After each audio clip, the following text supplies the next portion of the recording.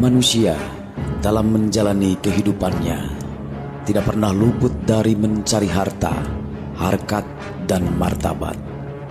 Terkadang untuk mendapatkan semua ini mereka menghalalkan segala cara.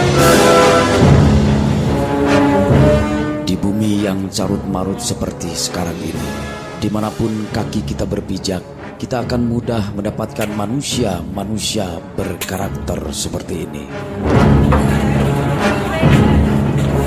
Konon, menurut cerita, Ronggo Seno dan Ronggopati adalah dua kakak beradik yang gugur sia-sia. Mereka mati berkalang tanah hanya karena nafsu duniawi belaka. Kisah Ronggo Seno dan Ronggopati adalah sebuah contoh yang pantas dijadikan cermin bagi kita dalam menyikapi hidup di jagat yang semakin renta ini.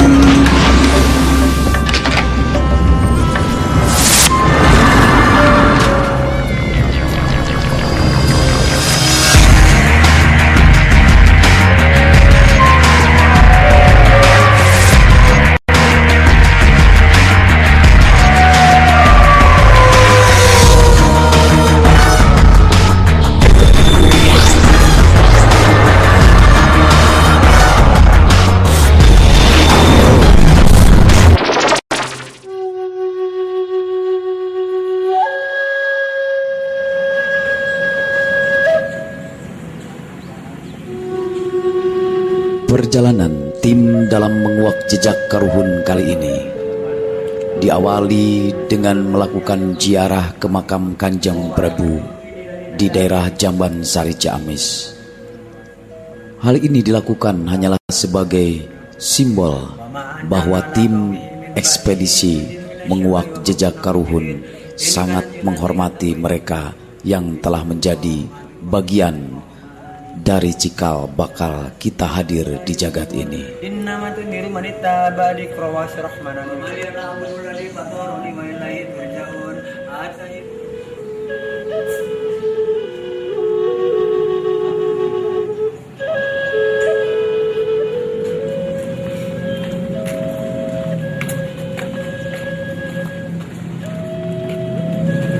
Sekarang kita akan menuju ke rumah kediaman Bapak Suparno Ronggocarito untuk mengikuti ritual.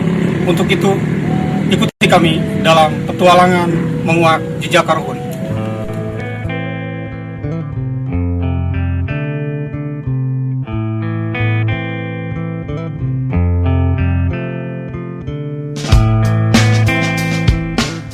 Tim yang beranggotakan Unang, Yaya, Ipong, Sonia, dan Aliyah ini akan mengawali perjalanannya menuju ke tempat kediaman Suparno Ronggocarito.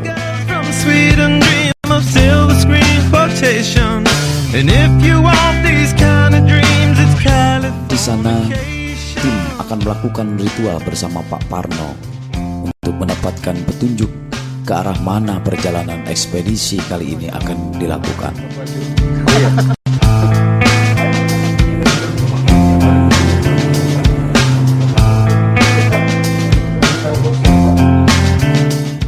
Biasanya, Pak Parno melakukan ritual ngesti di Candi Tenjomoyo yang terletak di bagian belakang rumahnya. Selaku mediator spiritual, Pak Parno akan melakukan ritual ngesti sebagai alat media komunikasi antara Pak Parno dengan para karuhun di alam gaib sana.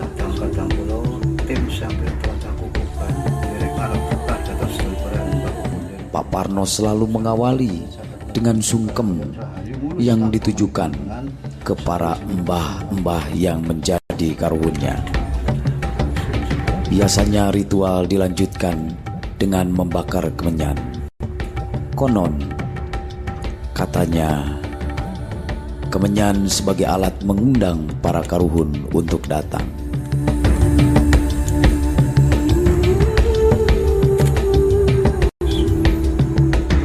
Ritual awal biasanya selalu menggunakan telur ayam kampung sebagai media. Dan anehnya, telur ayam kampung yang tadinya biasa-biasa saja, setelah diritual oleh Pak Parno akan mengeras seperti batu cadas yang sulit dipecahkan.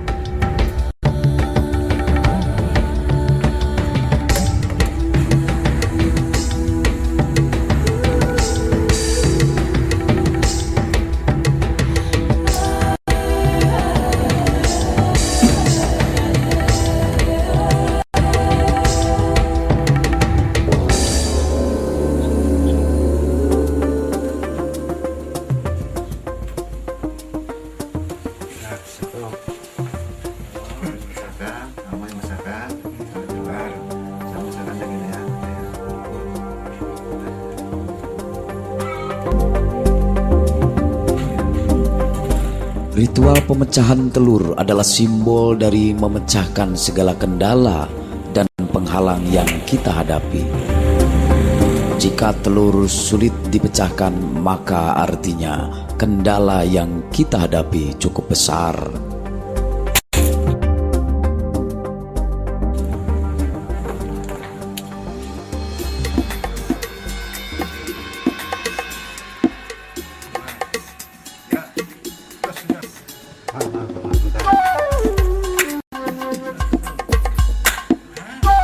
Jika telur-telur tersebut sulit dipecahkan, biasanya Pak Parno selalu memakai selembar daun yang telah dimanterai untuk dijadikan alat bantu pemecah telur. Ini lambang buang penghalang.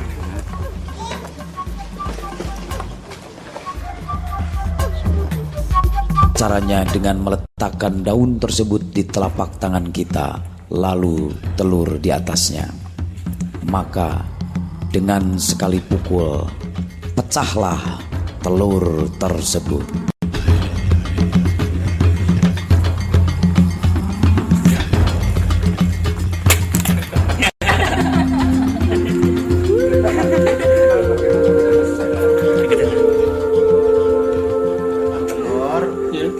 Pecahkan telur itu bagi keyakinan, konon cerita kalau udah dipecahkan, yang satu untuk syarat membuang penghalang. Kalau pecah ceritanya lepas halangannya. Nah yang satu lagi untuk menyempurnakan penghalang yang mana udah pecah, disusul kesempurnaan. Itu daun untuk membantu, itu bagi kunci bapak lah itu. Kunci bapak, jadi bapak mau bapak mengutarakan apa artinya itu, gitu. Apa sebabnya aku pakai daun? Itu kunci ya biar cepat-cepat bisa disempurnakan.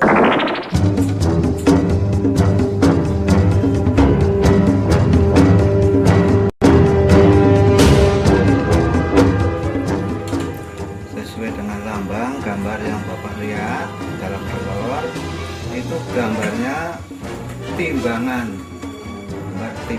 insya Allah. Namanya timbangan kan kalau belum sama beratnya ya gimana ya, insya Allah bisa cepat-cepat diketemukan. Terus yang kedua tadi ada huruf, nah, yang satu ke Mbah Hadipati Ronggoseno Desa Sisagu Sidarja ke sana. Lewat ritual ngesti yang telah dilakukan sebelumnya oleh Pak Parno bersama tim, maka didapatlah petunjuk gaib bahwa tim harus melakukan ekspedisi ke makam Adipati Ronggoseno.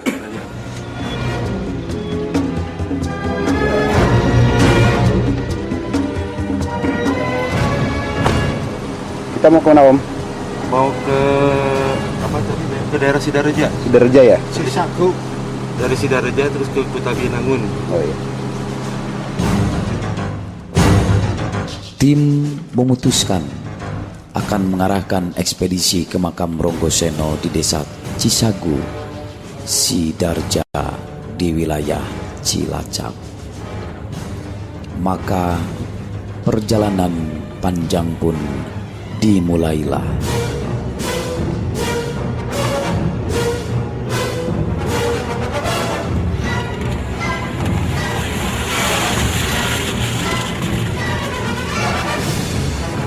Medan jalan bebatuan, jalan setapak yang terjal dengan kontur tanah yang turun naik tidak menyurutkan nyali dan semangat anggota tim.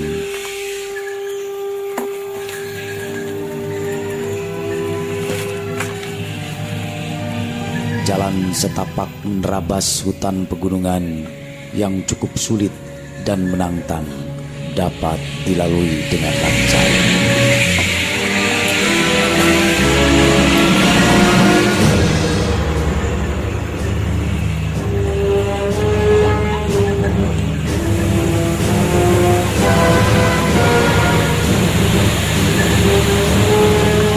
Maka tidak lama kemudian tibalah tim ekspedisi menguak jejak Karuhun di sebuah areal hutan bambu, di mana makam Ronggoseno dan Ronggopati berada.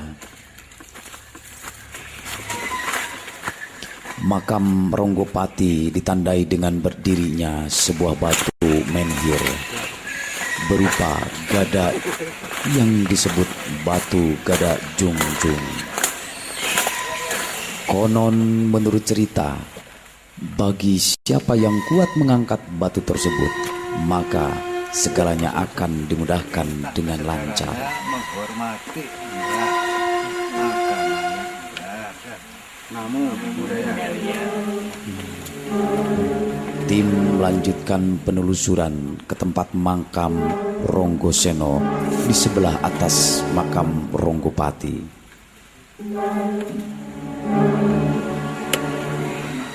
Mbah Hadipati Ronggoseno, beliau adalah putra Hadipati Gagak Ngampar dari desa Kecamatan Dayak Luhur. Hadipati Gagak Ngampar itu sebetulnya punya anak kembar, yang satu Ronggoseno, yang kedua Ronggopati. Ceritanya setelah dewasa diangkat sebagai Hadipati di desa Penyarang, dusun Cisagu, kecamatan Sidarja, Cilacap. Pada waktu itu Ronggopati diangkat sebagai Hadipati di desa kecamatan Majenang. Ronggopati mau memberangkat jadi satu wilayah Majenang. Akhirnya peperangan, kedua perang, karena orang sakti semua, nggak ada yang kalah, nggak ada yang menang. Tapi memang Allah sudah menentukan harus meninggal. Pada waktu perang jatuh pada hari pengapesannya, itu gugur semua. Nah itu keputusannya dimakamkan di Cisagu. Itu makamnya Mbak Ronggoseno yang di atas, Ronggopati yang di bawah, tepat dengan batu gada junjung kemarin. Di depan makam Ronggoseno, Pak Parno melakukan ngesti dan mendapatkan petunjuk baru untuk anggota tim. Sekarang karena ini ada istilah Ya. catur Dwi Tunggal, ada istilah catur Dwi Tunggal. Tolong salah satu perempuan siapa terserah lumpuhkan, diangkat kaki tangan dayung. Sonia, salah satu anggota tim, harus melakukan ritual catur Dwi Tunggal untuk mengikuti apa yang dipesankan oleh Karuhun yang ada di alam sana.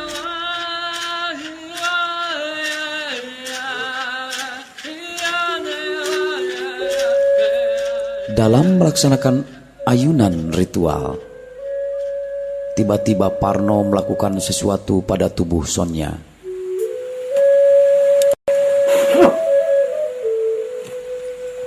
Dan tampaklah sebatang cincin bermata ungu menempel di pinggang Sonia. Sungguh-sungguh menganehkan.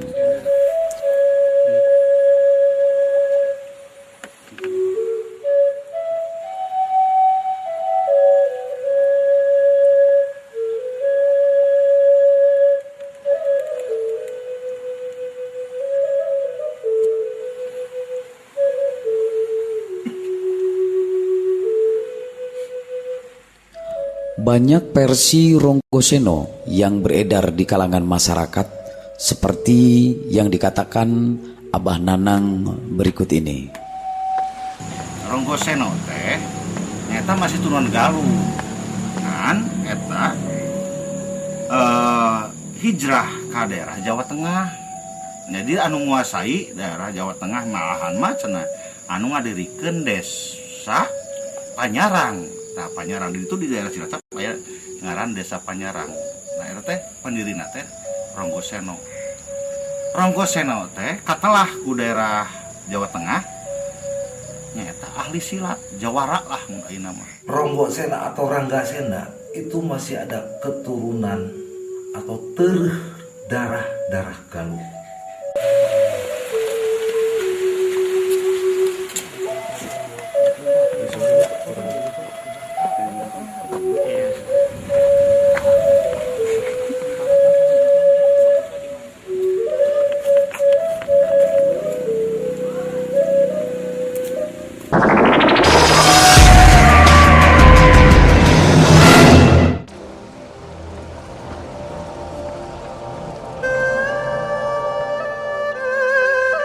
Dalam komunikasi gaib yang dilakukan Pak Parno di makam Ronggoseno, didapat petunjuk bahwa tim harus melanjutkan perjalanan ke makam Ronggo Wiladika di daerah Madura, Wanarja. Ronggo Wiladika konon dahulunya adalah mahapatinya Ronggoseno. Maka tim pun melakukan perjalanan sesuai petunjuk gaib yang didapat. Gelap dan dinginnya malam tidak digubris. Mereka tetap konsisten dengan komitmen yang telah disepakati bersama.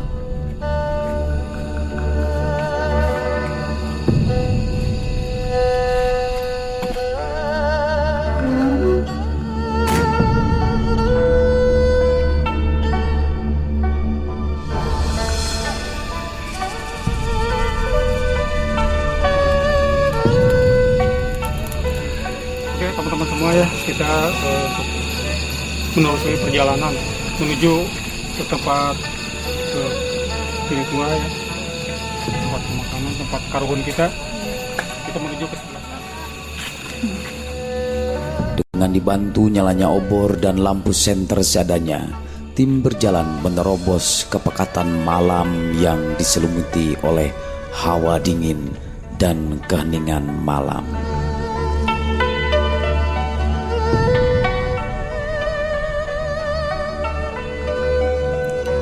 Akhirnya tibalah tim di sebuah makam tua. Konon menurut cerita disitulah jasad Ronggo Wiladika bersemayam.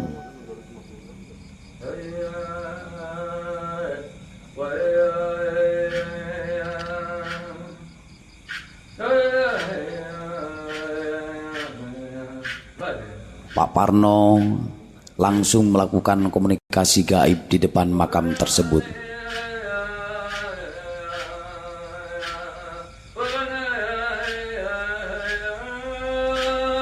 Namun tiba-tiba Pak Parno terjerambab karena raganya dimasuki roh gaib.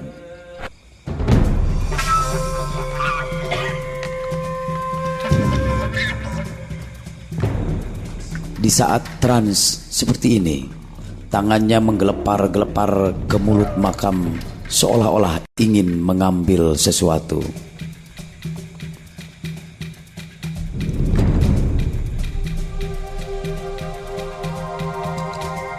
Dan benar saja, dengan satu kibasan tangan maka Pak Parno berhasil mendapatkan barang berupa gada kecil bertahtakan batu berwarna merah. Groho di. Ini groho. Iki. Sigoan. Ini groho. Groho. Iki.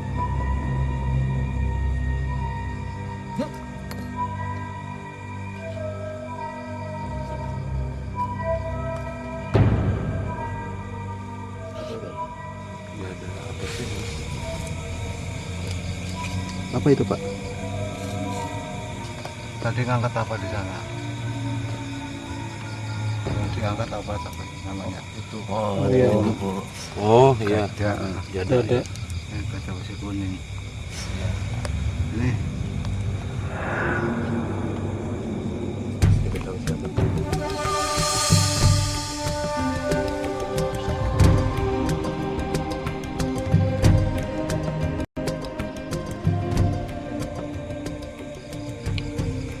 Edi Nugroho. Mana? Oh ya. Kali ini Egilah yang beruntung dapat memiliki gada mungil tersebut.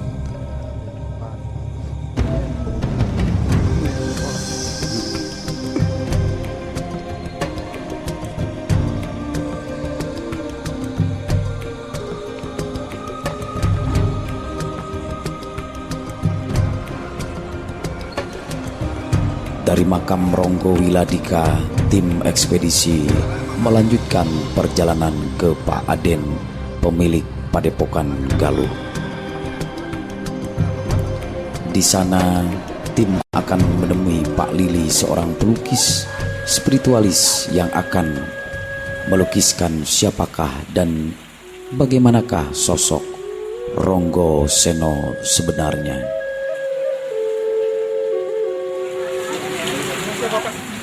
Pak Lili.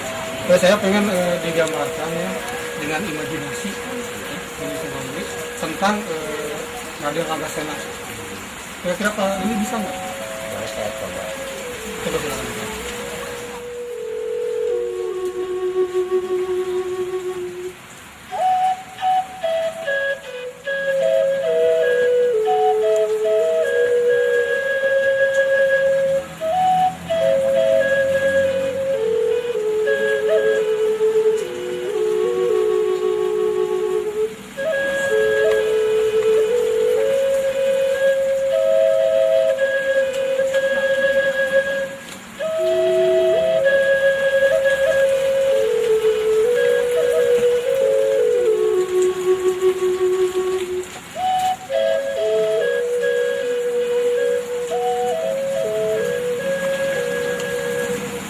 Pak, punten itu namanya Semang Lili, gambar iya.